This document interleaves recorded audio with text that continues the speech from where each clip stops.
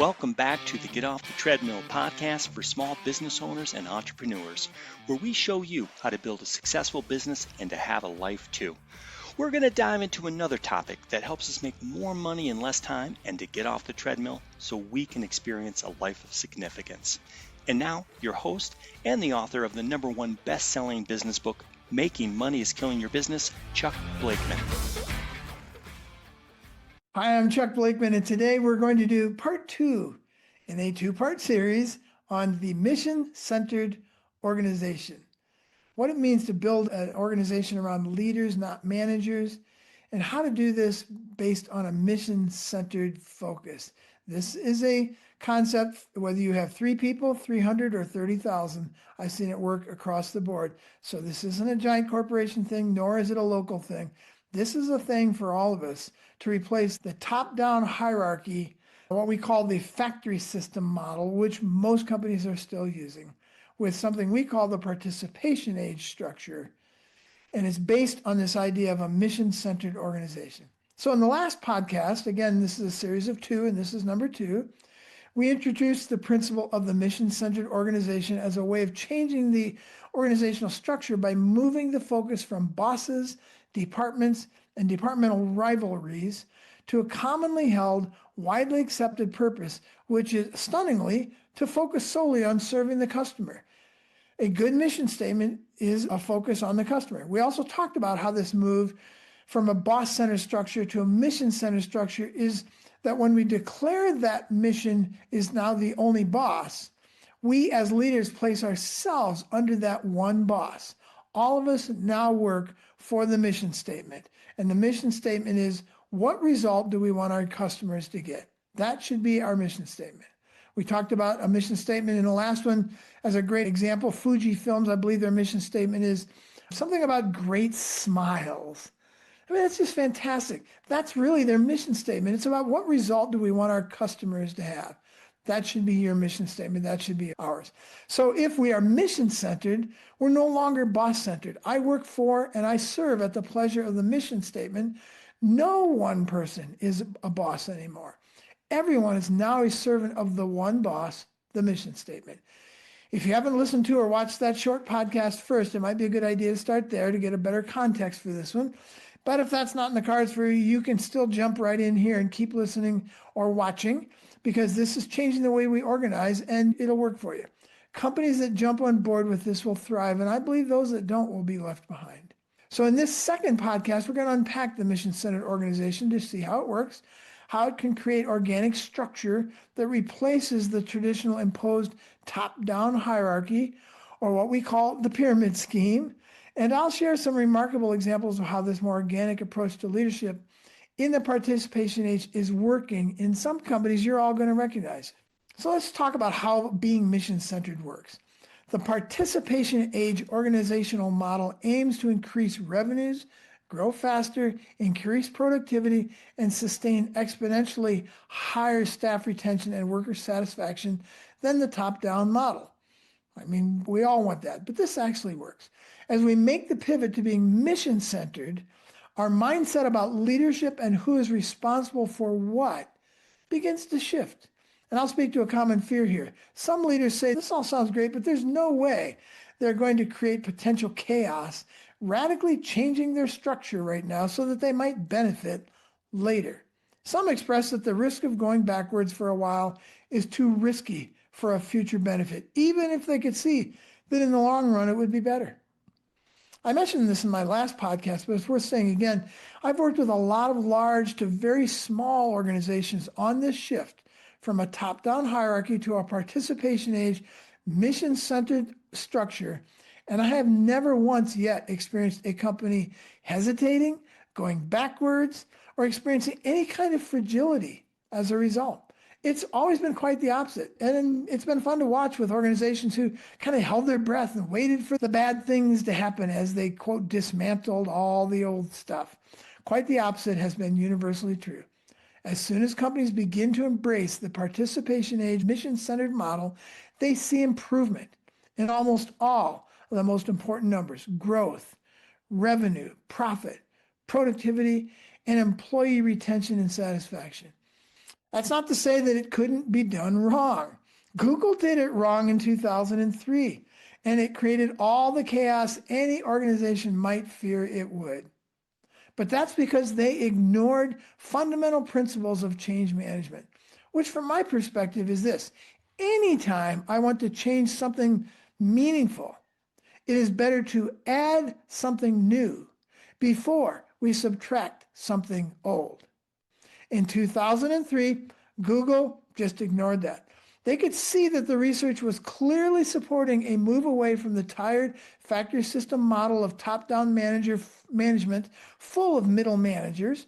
So without preparing anybody, they brazenly declared the end of all managers. And having created that vacuum, they then tried to replace it with a non-manager based model. It was chaos. It was all over the news. And it was too late. They had spoken to what they were subtracting before adding anything. They had removed the familiar before even beginning to replace it with the unfamiliar, which is inherently scary for a lot of people.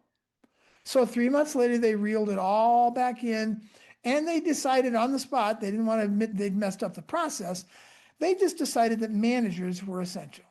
Then they did a 2-year study that famously became called Google Oxygen. And the purpose of that study, not that they would admit that, was to confirm their decision that managers are essential. They did some great research for 2 years. And they found 8 things people need at work that are essential for people to have in order to be successful. Things like guidance, training, mentoring, and ironically, one of them was to not be micromanaged. That's one of the 8 essentials. So they got these 8 essentials, and they made this gigantic leap from here's 8 things people need at work to, therefore, managers are essential. This, of course, was simply confirmation bias, basic error in any research. They had gone into the study with the goal of affirming that managers are essential, but the reality is that what they found were 8 things people really needed at work to be successful, and then just assumed that managers were the only way to deliver those 8 things. A few years later, they studied again, they came up with 2 more, and they're all right. 10 things people need. Doesn't mean that managers is the way they have to be delivered. Not only was this confirmation bias, but it flew in the face of existing research and a few decades of it, and more importantly, dozens of large corporations who had been quite successful for many decades without any manager anywhere in the structure. One of those we'll talk about later is bigger than Google. No managers. They knew this. It was there. It was already out there. It had been out there for decades. It turns out these companies found another way to deliver the 8, then the 10 things that people need to be successful. And it didn't include the need for managers. Just because we have a need doesn't mean there's only one way to do it. You know, if you want to go on vacation and you want to go to Boston on vacation and you live in Cleveland, man, you got 12 different ways to get there. It's not just an airplane. You could take a car, a boat, you could walk, you could mule train. There's lots of ways to get there. But we just assume that managers are the only way to deliver these things in the face of dozens of large companies and hundreds of small ones that have basically looked at this and said, yeah, we don't see it that way. In fact, we've delivered these in a very different way. And we'll show you how to do that in future podcasts. First, I'd like to unpack what a mission-centered organization looks like by comparing it to the familiar top-down imposed hierarchy that we've all worked under. And I do mean under. When organizations make this transition from an imposed hierarchy to a mission-centered organic leadership model, it looks very different and performs much better. Let's compare and contrast the two so you can see more clearly how a mission-centered organization works. So in an imposed hierarchy, we're all familiar with this, the management model has a person, a leader. There is a person who can do this. We ask the question, here's something that needs to be done. Who is the person? And we use that singularly. In a distributed decision-making work group model, in the organic participation age model, the mission-centered model, we don't say person, we say people. If there's an issue or a problem or an opportunity, we don't say who can do this in the singular, because we're always looking for that hero. We look for who are the people, not the person, who can solve this or lead this. It is a team leadership model. And I'll show you companies that have been just massively successful with team leadership. One has 6 co-CEOs. Sounds crazy. It works better. A second difference between the imposed hierarchy and the organic distributed decision-making, or DDM hierarchy, the organic structure, is that in the imposed hierarchy, we have titles and reports, VP, director, manager, supervisor. It's all emotionally satisfying and utterly clear where exactly you are on the hierarchy. It's kind of one of the reasons we keep it. I don't like it, but I know where I stand. In the new model, in the mission-centered model, that is the participation age model, it's not titles and reports. It's functions, it's ideas, and it's followers. 3 people generate an idea and people follow them. Hey, we thought about this. Ideas and innovation come from every corner of the organization without regard to title. Titles, if any, describe what people contribute, not how much power they have. A third difference in the imposed hierarchy, the traditional structure, the result is, how do I impress the result we want, the result we're focused on? Everybody I talked to, I worked in 2 of them in my many decades, but I worked in them and I did the same thing. What result are we looking for? How do I impress my boss and make his or her department stronger? If I can impress them and contribute to the fiefdom that they're building, they're going to like me more and I'm going to stick around. I might even make more money. So the result we want are border wars, politics, budget envy, competing for resources, guarding of knowledge, all of those things. That's the result we need in order for us to be valuable enough that they have to promote us. In the organic mission-centered model, it's not about guiding or guarding those things. The result is, how do we accomplish the mission and make the company stronger and make the customer happier? It's not border wars, politics, budget envy, competing for resources. It's collaboration, cooperation, communication, community, which actually lives above team. It's laser focus on the mission and using all of our resources and all of our functions, not our departments, to accomplish the mission. One of the differences is that in a mission-centered organization, people make more money because they found ways to actually reduce their function, not make it bigger. Another example would be that in the top-down model, with all of this competition, it's a scarcity mindset. We have to get ours before the other departments get theirs. And I know Bob's sitting over there thinking that how he can Borg my department and just put me out of a job. It's a scarcity mindset. More budget, more people, more resources. I got to have all of that. More square footage. I have to have more knowledge that I don't let anybody in on. Let's get rid of that. In the mission-centered model, it's not a scarcity mindset. It's an abundance mindset. The more we help other functions, not departments, it's a technology function, it's a marketing function. The more we help the other functions and how they can be more helpful to the mission, the quicker we all achieve the mission. We are rewarded for giving, not for getting. What a massive difference. These are just some of the bigger differences between a mission-centered organization and a traditional top-down one. And it's important to say again that in a mission-centered organization, the mission isn't something you put in an annual report and forget about. It drives every decision you make. I'll say that again. It drives every decision you make. If you want to buy a copier as a function, you ask yourself, would buying this copier actually help us serve our customers better and complete our mission?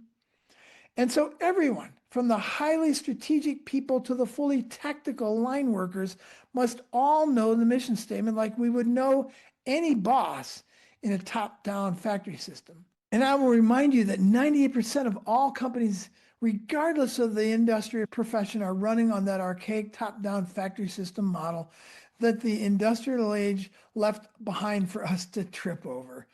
In that model, we quickly learn if the boss is married, the boss's spouse's name, how many kids the boss has, if any, what they like to eat, what kind of car they like, their hobbies. We figure out what kind of jokes they like, what their politics are. Why do we do all that? It's amazing how much we get to know about that person. Why? Because they hold our work life in their hands, and they can color us gone with one pen stroke. What if we had a different boss? The mission statement. What if we had that boss and we exist to serve that boss We can't afford to get on their bad side, even if it means acting like Dilbert and doing stupid things for our boss. What if we had a mission that was our boss?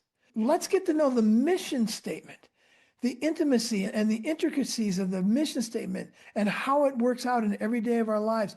Let's figure out exactly how the mission statement thinks and works, and let's serve that boss. A participation age organization is set up very differently. We're all committed to serve the mission, not a human boss.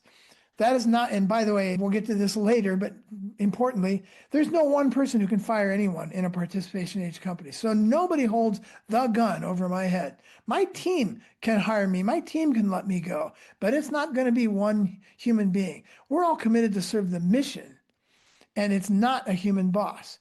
This is now the one boss that guides DDM work groups and the decisions they make in the community. If we are truly committed to being mission-centered, we will all, every one of us, from the former CEO who is now one of the strategic leaders to the most tactical of strategic leaders pushing a broom, we will all become as intimately acquainted with the mission statement as we did before with our human bosses. We need to know what every word means, how we interact with its values and vision, how it is being measured, what our customers are saying about the mission, and how everything we do relates to that mission. This does not replace knowing each other. So we're not islands just focused on the mission. As you will see in upcoming podcasts on community versus team, building deep relationships with everyone on our team and living in community across the organization is central to full engagement, increased productivity, and retention of team members. It becomes a more important thing as we drop the fiefdoms and the moats and the fortresses we build around ourselves. We got to know our human bosses because they had our careers in their hands. We should get to know each other and the mission for much better reasons. Let me give you on the way out a few really motivating and maybe surprising examples of companies that are mission-centered. The following companies are just a few we would say are mission-centered. I could give you dozens of large ones and hundreds of small ones. Most of them are very good at emphasizing functions instead of departments, distributed decision-making groups instead of teams, or what we shorthand again as DDM work groups, organic leadership over imposed leadership, and cooperation to accomplish the mission instead of competitiveness to make my budget and my department bigger than Bob's so I can make more money. So let me show you a few of these. The first one I'll mention is Hire Corporation, H-A-I-E-R, Hire. They're the company I mentioned that's actually bigger than Google. At the time that I did this research a few years ago, Google was like at 72,000 people. They were at 92,000. They eliminated managers and reorganized in 2012 around thousands of DDM work groups. They were struggling before that. The organization has only three kinds of roles: the platform owner, somebody owns a platform, the micro enterprise owner, and the entrepreneur. We don't know what those things mean, but you get the point. These are people working functionally. There's no power in those titles, are there? These develop and dissolve organically. If you have a platform that needs to be rised up, you're a platform owner. If there's a new thing you need to start, you're the entrepreneur. Micro enterprise owner, this is an ongoing thing, but they all develop and dissolve organically as needed to fulfill the mission. It's a powerful testimonial to distributed decision-making, universally distributed leadership, and more importantly, being mission-centered.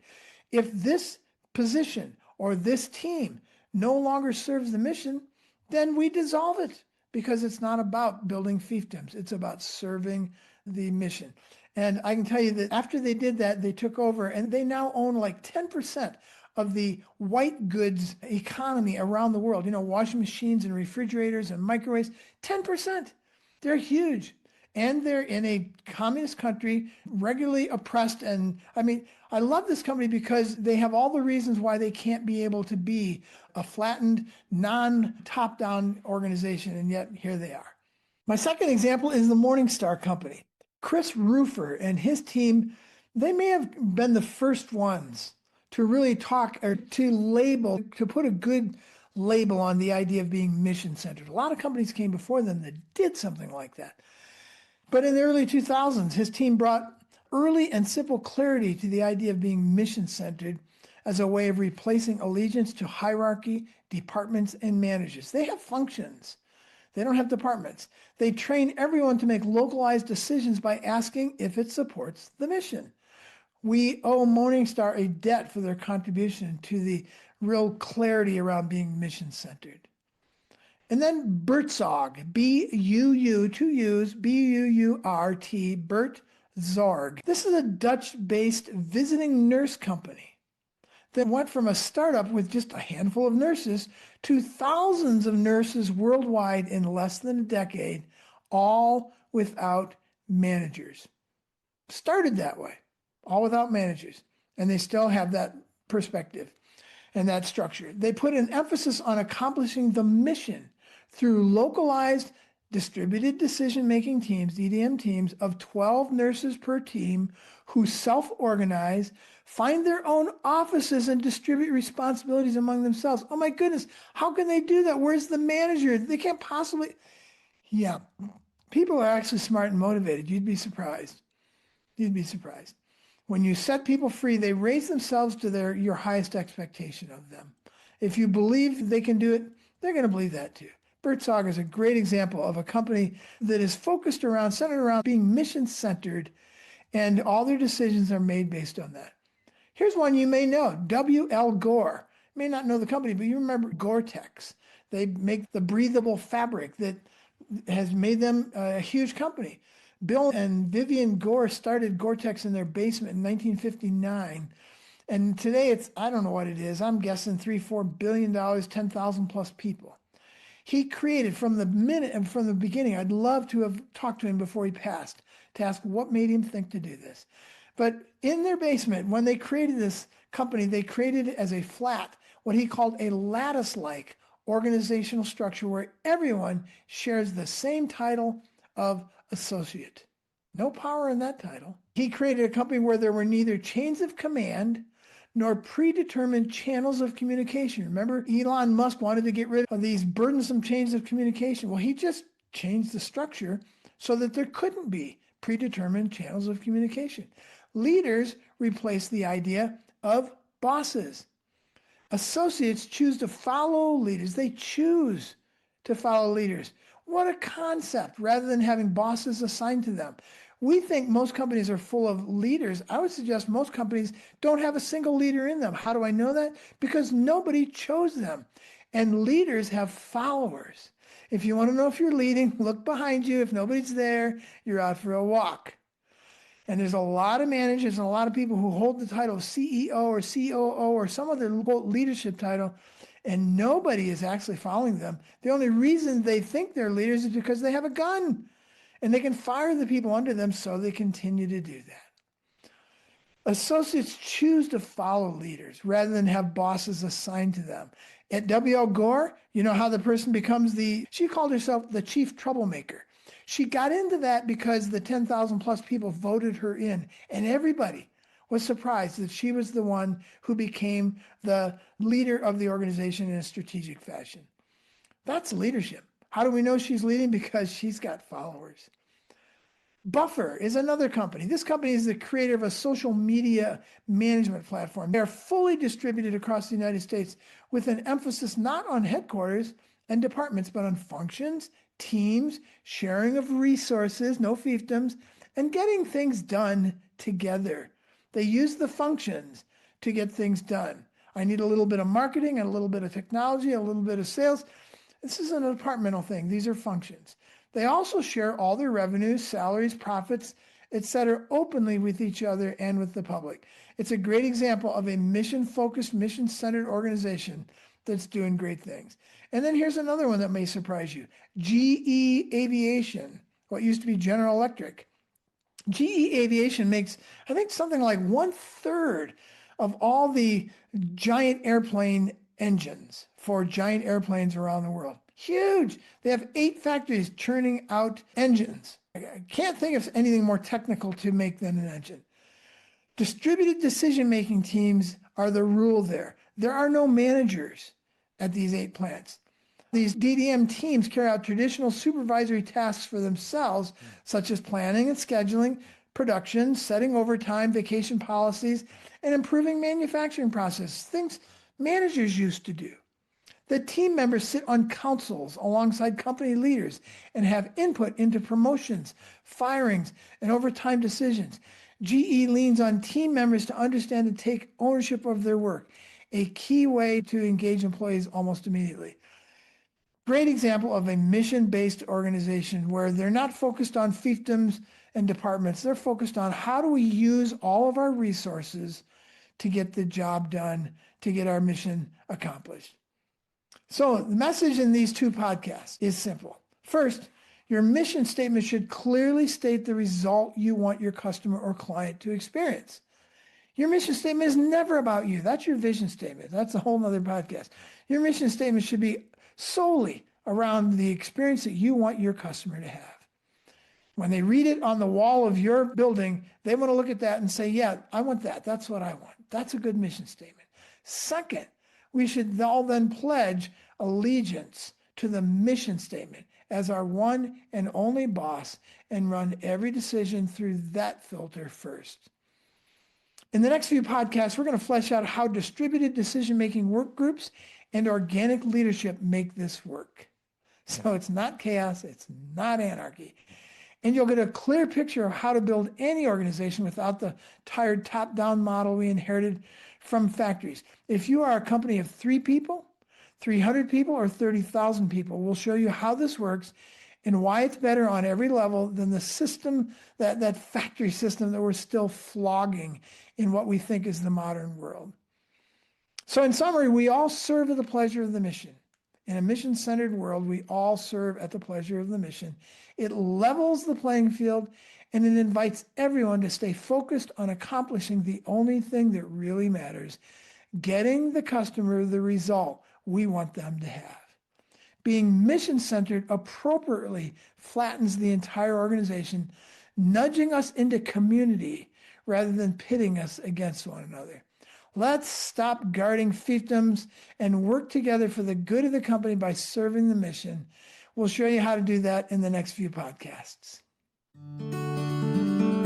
That wraps up another episode of the Get Off the Treadmill podcast. If you found this podcast helpful, please subscribe and hit the like button to ensure you are receiving the latest tools you need to grow your business and to get off the treadmill.